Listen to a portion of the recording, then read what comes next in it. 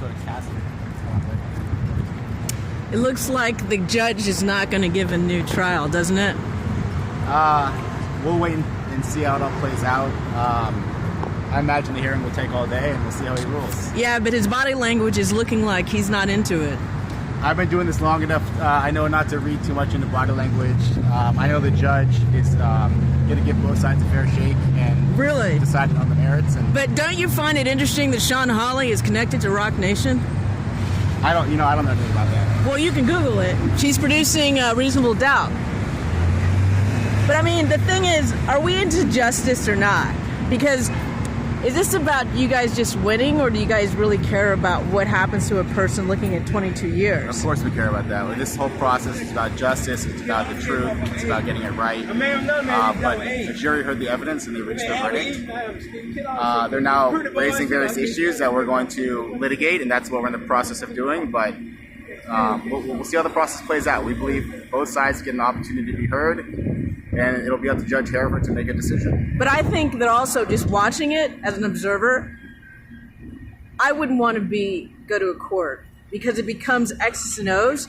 And if you have a lawyer that's ineffective, they can totally destroy your case without not having an objection. You know what I'm saying? Well, yeah, did you watch the trial, right? Yeah, unfortunately, I did. I think we can all agree that Mr. McDestian was a zealous advocate for his client. I don't think so. He might have been zealous, but he wasn't articulate and he wasn't thorough. I was a victim of a violent crime, and I found no offense to you, but I found what Kathy Toss said, that lies are okay in a court of law in regards to Megan Pete is unacceptable.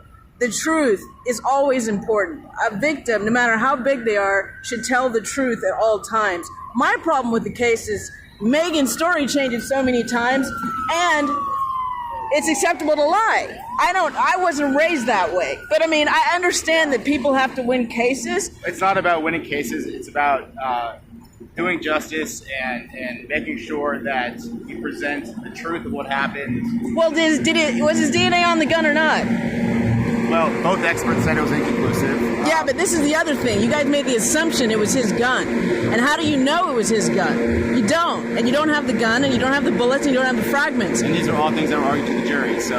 Yeah, but I think the jury... I noticed the jury because I was sitting in court. The jury was playing with their fingers. They were falling asleep. They were doing a lot of interesting things. And I covered Harvey Weinstein as well as Danny Masterson, so I look at the body language of the jury. I'm aware of a lot of different things, but my thing is, guys looking at 22 years, the evidence, in my opinion, sitting there listening to what I heard, and Sean Kelly's testimony changing after he talked to you, is a little strange to me. As you recall at trial, Mr. Kelly talked to a number of people before trial, which is normal in every case. Yeah, but you know what he said at the end? He said they were stomping on her and trying to throw her in the river. I found a video that was released by another company that what they do is they are able to get the footage of interrogations, and it happened to be a murder investigation in November where a woman says they were stomping on him and trying to throw him in the river. And that happened a month before Sean Kelly got on the stand. I thought it was very unusual that he kept talking about the river, because I went to the location 6 times. To me, that's not a river. But I mean, all I'm saying is I find this case very, very odd. Well, as I said before, I'd love to talk with you more about it.